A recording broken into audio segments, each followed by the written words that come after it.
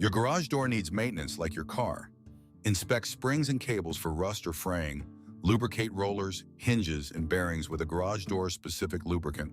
Tighten hardware with a socket wrench, avoiding bottom bracket bolts. Clean photo eye sensors with a soft cloth to prevent false reversals. Check it now to ensure smooth operation all season long.